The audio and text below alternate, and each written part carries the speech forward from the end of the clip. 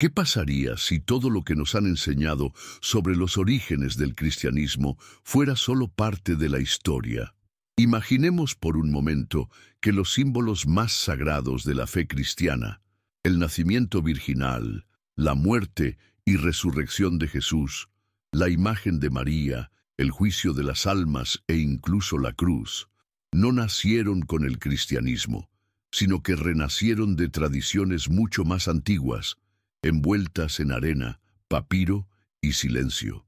Hablamos de Egipto, una civilización que durante milenios fue cuna de mitos sagrados, rituales iniciáticos y figuras divinas que reflejan, con detalles inquietantes, las mismas estructuras que hoy asociamos con Jesús, María y Dios Padre.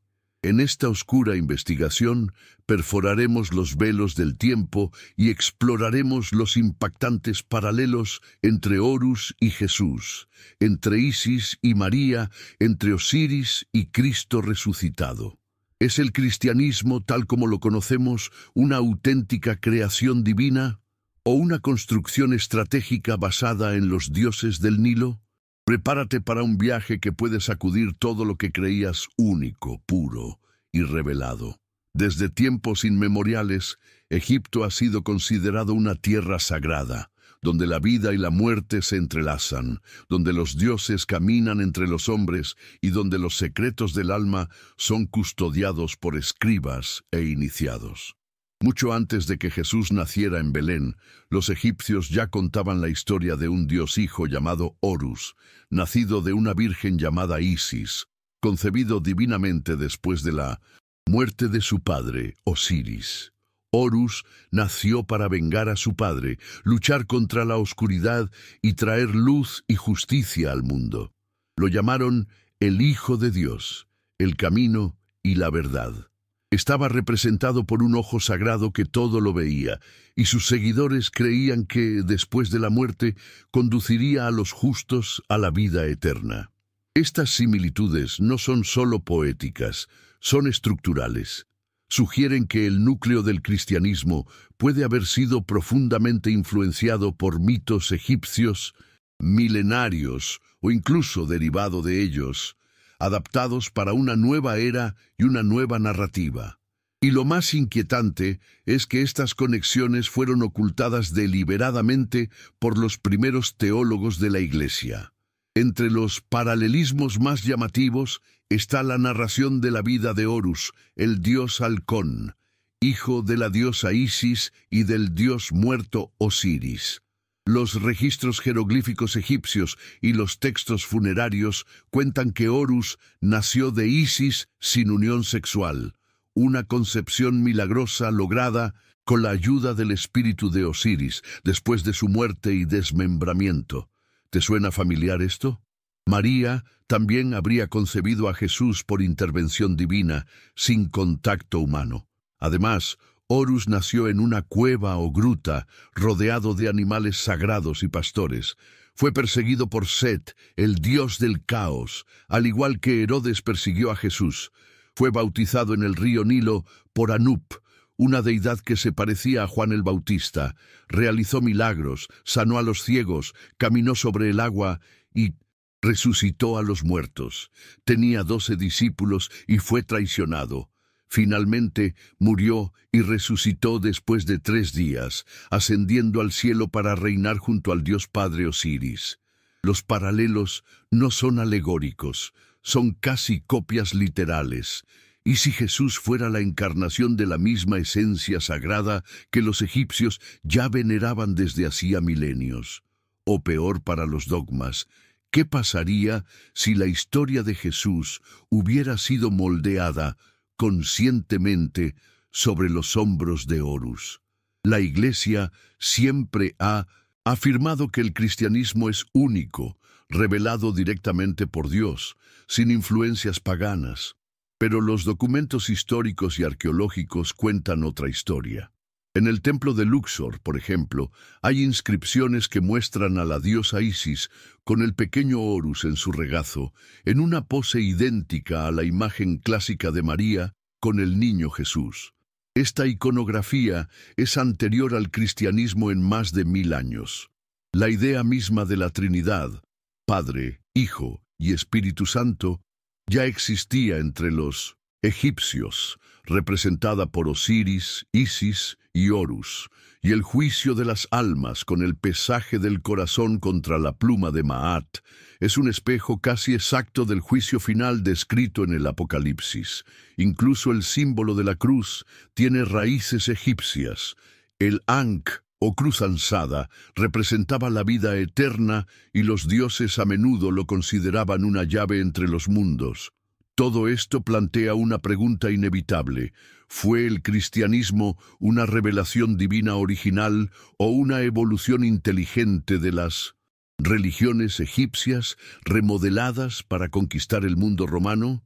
Y si la respuesta es la segunda opción, ¿qué más se ha moldeado y ocultado a lo largo de los siglos? La llamada Trinidad cristiana, Padre, Hijo y Espíritu Santo, se presenta a menudo como uno de los grandes misterios de la fe, algo que desafía la lógica humana y que debe ser aceptado por la revelación. Sin embargo, siglos antes del nacimiento de Jesús, los egipcios ya veneraban la tríada divina formada por Osiris, el Padre, Isis, la Madre espiritual, y Horus, el Hijo. Eran vistos como expresiones diferentes de la misma divinidad, representando las fuerzas creativas, protectoras y redentoras del universo. Esta Trinidad era celebrada en rituales complejos, con símbolos que resuenan de forma aterradora en los templos cristianos modernos. El símbolo Ankh, por ejemplo, aparece a menudo en las manos de los dioses egipcios, representando la vida eterna, la unión de lo masculino y lo femenino y el paso al mundo espiritual. Curiosamente, el Ankh es casi idéntico a la cruz cristiana con asa superior, que más tarde fue sustituida por formas rectas. Esto plantea la pregunta: ¿hasta qué punto el simbolismo cristiano se construyó sobre una base egipcia y por qué fue sistemáticamente borrado de la narrativa oficial? Además de los símbolos y figuras divinas, el antiguo Egipto era conocido por sus ritos iniciáticos secretos, accesibles solo a sacerdotes e iniciados. En estos rituales, el iniciado era asesinado simbólicamente, se sometía a pruebas espirituales y renacía en una nueva conciencia. Esta estructura recuerda directamente las palabras de Jesús: el que no nazca de nuevo no verá el reino de los cielos. Pero hay más. La idea de que el cuerpo es un templo, que hay un espíritu divino habitando dentro de cada uno y que la salvación llega a través de la unión con lo sagrado interior, son pilares del misticismo egipcio y también del cristianismo esotérico. Los gnósticos, los primeros cristianos perseguidos por la Iglesia oficial, afirmaban exactamente esto, que el verdadero Cristo es una luz interior, y que la fe no es un conjunto de dogmas, sino un camino de revelación interna. Muchos estudiosos creen que los gnósticos estuvieron profundamente influenciados por los misterios egipcios, especialmente por las escuelas de Alejandría, donde nació el cristianismo primitivo rodeado de la cultura egipcia y griega. ¿Qué pasaría si la Iglesia oficial silenciara a estos cristianos no por herejía, sino porque revelaron la verdad que quería ocultar? En 1945, un campesino egipcio se topó con una colección de manuscritos antiguos escondidos en una cueva cerca de la región de Nag Hammadi. Estos textos, hoy conocidos como los Evangelios gnósticos, cambiaron radicalmente la comprensión del cristianismo primitivo. Entre ellos se encontraban escritos como el Evangelio de Tomás, el Evangelio de Felipe y el Evangelio de la Verdad, documentos que retratan a un Jesús muy diferente del que conocemos de la Biblia tradicional. Un Jesús más simbólico, más cercano al misticismo oriental y egipcio, que no predicaba la salvación a través de iglesias o reglas, sino a través de la gnosis, el conocimiento interior e intuitivo de lo divino. Hablaba en parábolas profundas, fomentaba el autoconocimiento y revelaba que el reino de Dios estaba dentro del hombre, no fuera. No es casualidad que esta sea la misma premisa de los antiguos rituales de iniciación egipcios. El verdadero templo no está en las piedras, sino en el alma. Y quizá por eso estos evangelios fueron considerados heréticos y destruidos, porque rompieron el monopolio de la fe institucionalizada y reconectaron a Jesús con sus raíces más antiguas, el Egipto místico. El contenido de los manuscritos de Nag Hammadi revela no solo una versión alternativa de Jesús, sino también una cosmología diferente, más en línea con las tradiciones egipcias del hermetismo. En ellos, Cristo es descrito como un emisario de la luz, que desciende a los mundos inferiores para despertar a las almas prisioneras de la materia. Él no viene a sufrir, sino a liberar, y su crucifixión es simbólica, un rito de paso espiritual. En este contexto, María Magdalena aparece como una iniciada, una discípula avanzada, con un papel central en las enseñanzas ocultas de Jesús. Esto se hace eco de las prácticas de las sacerdotisas de Isis, quienes también eran vistas como poseedoras de conocimiento secreto y sanadoras.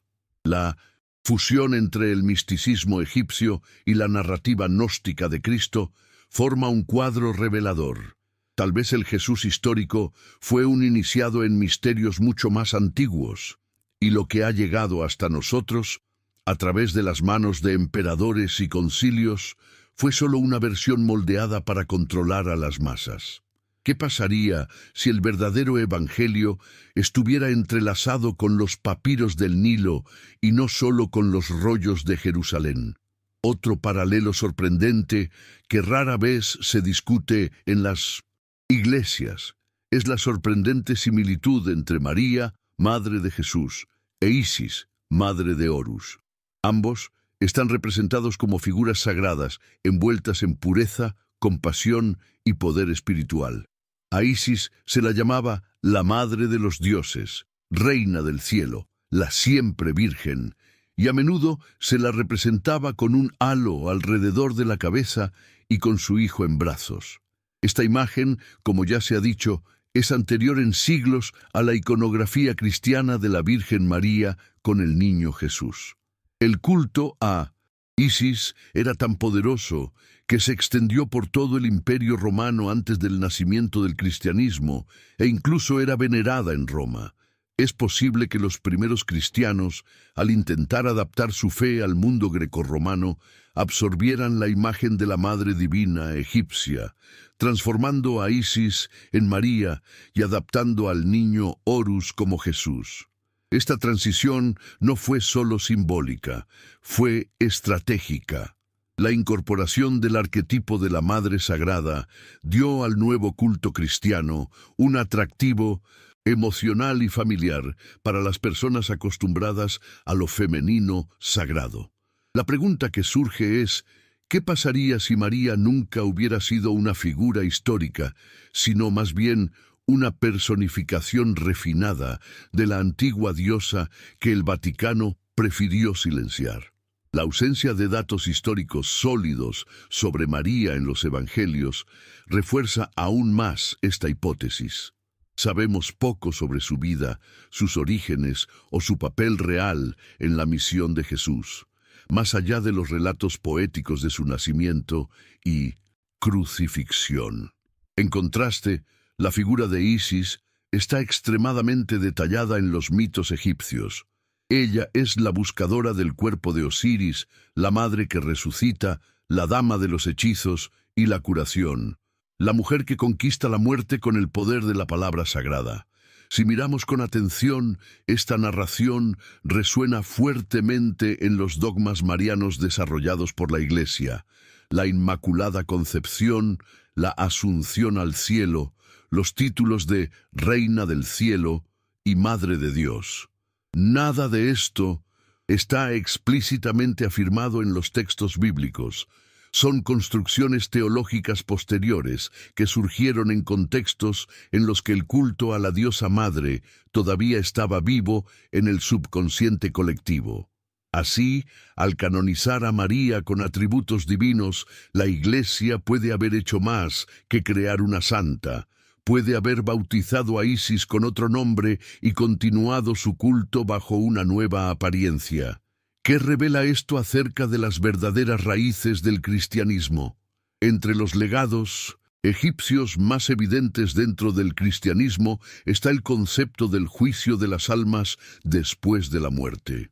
En el libro de los muertos, que se colocaba junto a los cadáveres de los egipcios para guiarlos en el más allá, encontramos la escena del juicio de Osiris. El corazón del difunto se pesa en una balanza frente a la pluma de Maat, símbolo de la verdad y la justicia. Si el corazón está más ligero, el alma está salvada. Si es más pesado, es devorado por un monstruo infernal llamado Amit. Ahora leed el Apocalipsis cristiano. En él se juzga a cada alma y se registran los nombres en el libro de la vida.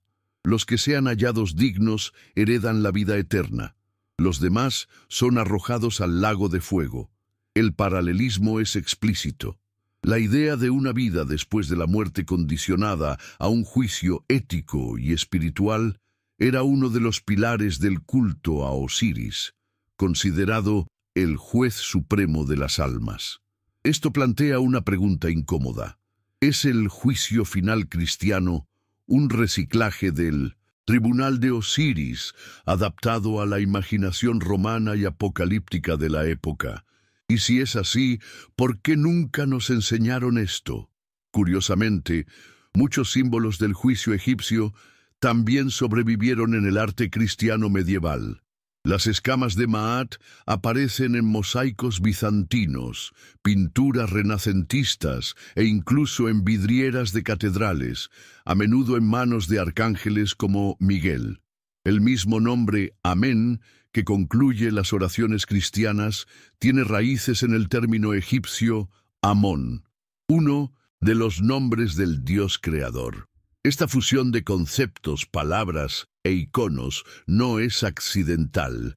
Es el resultado de siglos de absorción religiosa y sincretismo, donde los elementos más efectivos de las religiones anteriores fueron reconfigurados dentro de la nueva fe. Pero este proceso fue cuidadosamente camuflado, como si el cristianismo hubiera surgido de la nada, puro y completo. Al analizar estos detalles, nos damos cuenta de que Egipto no fue solo una inspiración lejana, sino más bien un fundamento profundo y oculto sobre el que se construyó el cristianismo. ¿Qué pasaría si la Iglesia siempre supiera esto? ¿Y si en las bóvedas subterráneas del Vaticano, entre documentos secretos y manuscritos olvidados, hubiera una prueba irrefutable de esta antigua conexión, oculta a los ojos del mundo para preservar la ilusión de originalidad? Mucho se habla de los archivos secretos del Vaticano, una vasta colección de documentos que van desde cartas personales de los papas hasta manuscritos antiguos que nunca han sido revelados al público.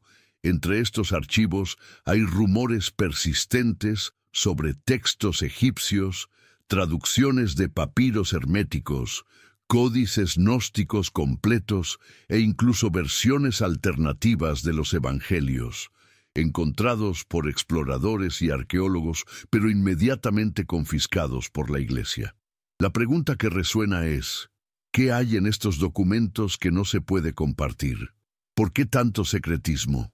Muchos estudiosos creen que estas piezas podrían probar que el cristianismo se formó, en parte o en su totalidad, a partir de las religiones egipcias y otras tradiciones paganas, y esto pondría en tela de juicio no solo la doctrina, sino la autoridad milenaria de la Iglesia. Después de todo, si Jesús es una reconstrucción sincrética y no una revelación sin precedentes, todo el edificio de la fe institucionalizada se derrumba. Por lo tanto, el vínculo con Egipto no puede confirmarse oficialmente, aunque la evidencia está en todas partes. Y esta evidencia no solo se encuentra en documentos ocultos, sino también en la arquitectura de las iglesias, en la liturgia y en las vestimentas sacerdotales. Los grandes templos cristianos, con sus columnas monumentales, naves centrales y orientaciones astronómicas, recuerdan mucho a los antiguos templos de Karnak y Luxor. Las vestimentas de los papas, con mitras y bastones de poder, se hacen eco de la vestimenta de los sumos sacerdotes egipcios. Los ritos de la Eucaristía, pan y vino, transformados místicamente en cuerpo y sangre, son vestigios de las prácticas iniciáticas egipcias, donde los alimentos se cargaban de Ka, energía vital. Incluso el incienso, los cantos melódicos y el uso de agua bendita encuentran sus equivalentes directos en los rituales del Nilo. Todo esto nos lleva a creer que el cristianismo no solo se inspiró en Egipto, sino que lo incorporó a su esencia, revistiendo sus antiguos símbolos con nuevas palabras. Lo que cambió, quizás, fue el nombre de los dioses, pero el templo siguió siendo el mismo. Una de las conexiones más ocultas y al mismo tiempo más visibles entre el cristianismo y los cultos egipcios está en el simbolismo solar. Horus era un dios solar, representado con la cabeza de un halcón y el disco solar entre sus alas. Él renacía cada mañana, venciendo la oscuridad y trayendo luz al mundo. Su batalla contra Set, el dios de las sombras, es la representación mítica del ciclo diario del sol contra la noche. Ahora observemos cómo el cristianismo ha adoptado silenciosamente esta misma estructura. Jesús es llamado la luz del mundo y nace simbólicamente en el solsticio de invierno, el 25 de diciembre, fecha en la que el sol comienza a renacer después de los días más cortos del año. Sus 12 discípulos representan los 12 meses o signos del zodíaco. Su crucifixión, asociada a la muerte del sol en el equinoccio, marca el final de un ciclo y el comienzo de otro. El Cristo solar no es una invención cristiana. Es un arquetipo egipcio con miles de años de antigüedad, y lo que es más, las vidrieras circulares de las iglesias recuerdan al disco solar. Los halos sobre los santos y los ángeles repiten los rayos sagrados del sol, y la hostia consagrada misma es redonda y dorada. ¿Podría la adoración a Jesús ser una forma disfrazada de la adoración a Horus y Ra? La transición del culto al sol egipcio al culto al Hijo de Dios parece más un cambio de palabras que un cambio de esencia. En inglés, sun y son se pronuncian igual, un detalle lingüístico que muchos estudiosos consideran simbólico. Pero incluso en latín, el Sol Invictus, la deidad solar romana, fue celebrado durante siglos hasta que, curiosamente, Constantino decretó el cristianismo como religión oficial del imperio, al mismo tiempo que el culto solar estaba en decadencia. Lo que mucha gente no sabe es que el propio emperador Constantino continuó acuñando monedas con la imagen del dios Sol, incluso después de su conversión. Esto indica que la transición del culto solar al cristianismo fue una transición planificada, gradual y altamente estratégica. Los antiguos dioses no fueron abandonados, solo renombrados. Si Jesús es el sol de justicia y su resurrección marca el amanecer de una nueva era, tal vez estemos ante un Mesías cósmico, universal, cuyas raíces brillan más en el desierto egipcio que en las colinas de Judea. A lo largo de los siglos, la Iglesia se ha consolidado no solo como institución religiosa, sino como detentadora del poder sobre la narrativa histórica. Esto significó, en muchos casos, reescribir los acontecimientos, suprimir fuentes y destruir cualquier cosa que pudiera amenazar la singularidad de la doctrina cristiana. A los monjes se les encomendó copiar textos aceptables, mientras que otros miles, especialmente los que trataban sobre tradiciones precristianas, fueron quemados, enterrados o declarados heréticos. El conocimiento esotérico egipcio, transmitido oralmente y mediante símbolos codificados, llegó a Considerarse demoníaco. No es casualidad que muchos de los primeros cristianos considerados herejes, como los gnósticos, los ebionitas y los seguidores del cristianismo copto, conservaran rastros visibles del pensamiento del antiguo Egipto. Hablaron del alma eterna, de la resurrección como símbolo espiritual, del Cristo interior. Sus escritos fueron perseguidos, sus voces silenciadas. La misión no era solo propagar el cristianismo, era borrar sus orígenes. Al fin y al cabo, ¿cómo se podría mantener la fe si la gente supiera que la historia de Jesús ya había sido contada antes, con otros nombres, otros rostros y en el lecho sagrado del Nilo? Y aún con todos estos esfuerzos de supresión, las similitudes persistieron, ya sea en las obras de arte del Renacimiento que retratan a María con los mismos atributos que Isis, en la liturgia que se hace eco de los cantos ceremoniales egipcios o en las doctrinas que reflejan ideas de la escuela de misterios de Heliópolis, han sobrevivido rastros de Egipto camuflados como huellas en la arena. Algunos eruditos más atrevidos sugieren que incluso los primeros evangelios, antes de los concilios y las censuras, contenían referencias explícitas a estas raíces egipcias, pero fueron editados, reinterpretados o simplemente eliminados del canon oficial. Y hoy pocos saben que Egipto no solo fue el lugar de refugio de la Sagrada Familia durante la infancia de Jesús, como enseñan los evangelios, sino quizá el seno simbólico del que surgió la esencia de toda la narrativa cristiana. Si esto es verdad, entonces cada iglesia cristiana construida, cada crucifijo erigido y cada oración pronunciada pueden estar haciendo eco, aunque sea de manera subconsciente, de los antiguos himnos a Horus, Isis y Osiris. A medida que profundizamos en estas conexiones profundas, surge una hipótesis tan inquietante como reveladora. ¿Qué pasaría si Jesús no solo se inspiró en los mitos egipcios, sino que fuese su heredero espiritual?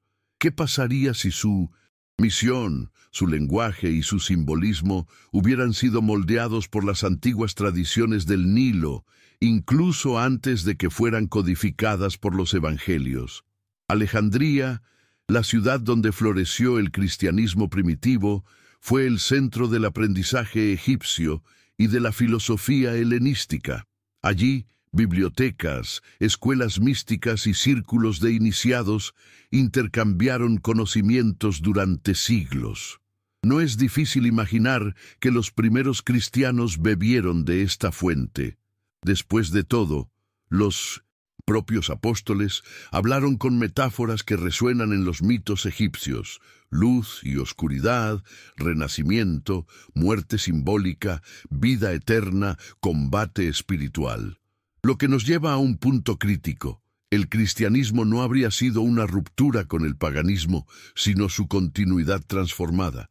La narración de un Cristo crucificado y resucitado sería solo el último capítulo de una historia antigua, contada y recontada por civilizaciones que buscaban dar nombre al mismo arquetipo divino: el que muere y regresa, el que guía las almas, el que despierta las conciencias dormidas. Y si esta hipótesis es cierta, todo cambia. No solo la manera en que entendemos a Jesús, sino el significado profundo de la fe cristiana. El Cristo histórico se funde con el Cristo místico, y el cristianismo deja de ser una religión excluyente y se convierte en una expresión simbólica de verdades ancestrales compartidas. Egipto no sería un escenario exótico en los primeros capítulos de la Biblia, sino el escenario original donde nació el alma de lo que se convertiría en la religión más grande de Occidente. Lo que la Iglesia combatió como paganismo fue quizás, de hecho, su raíz olvidada. Los dioses que transformó en demonios, Osiris, Isis, Horus, pueden haber sido los precursores de lo que ahora llamamos la Trinidad, de María y Jesús. Y aquí surge la pregunta más poderosa de todas. Si este origen nos ha sido ocultado, ¿qué más permanece oculto todavía? ¿Qué verdades están enterradas en las arenas de Minduset, Egipto, en los códices perdidos y en los pasillos secretos del Vaticano? ¿Qué pasaría si el verdadero rostro de Cristo estuviera pintado en murales descoloridos, grabado en piedras antiguas y susurrado por dioses con nombres que hemos olvidado? ¿Qué harías si descubrieras que la fe que te enseñaron de niño es un tapiz cuidadosamente tejido con hilos de muchas culturas y que Egipto fue el telar original? Esta revelación no necesita destruir la creencia, sino reconstruirla más profundamente.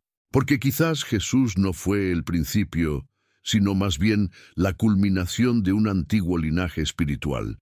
Tal vez encarnaba el arquetipo que ya conmovía a los dioses egipcios, el hijo que nace de la Virgen, que muere y renace, que juzga los corazones y guía las almas.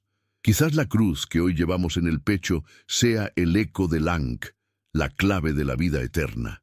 Quizás el altar cristiano sea la continuación velada de los templos de Isis. No se trata de herejía, sino de una verdad silenciada. Una verdad que no borra a Jesús, sino que lo conecta con un legado mayor, cósmico y sagrado. Un legado que ha atravesado desiertos, imperios y hogueras inquisitoriales, y que hoy empieza a emerger de las sombras. Los grandes maestros de la humanidad siempre han dicho que la verdad no se puede imponer. Se revela cuando estamos preparados. Quizás por eso tantas pistas han estado delante de nosotros durante tanto tiempo, sin que las viéramos. Murales egipcios con madres divinas y niños milagrosos. Las oraciones secretas registradas en rollos de arena. Los himnos a Osiris, que suenan como salmos en otro idioma. Las palabras de Jesús, haciendo eco de los iniciados de antaño. El que tiene oídos, que oiga.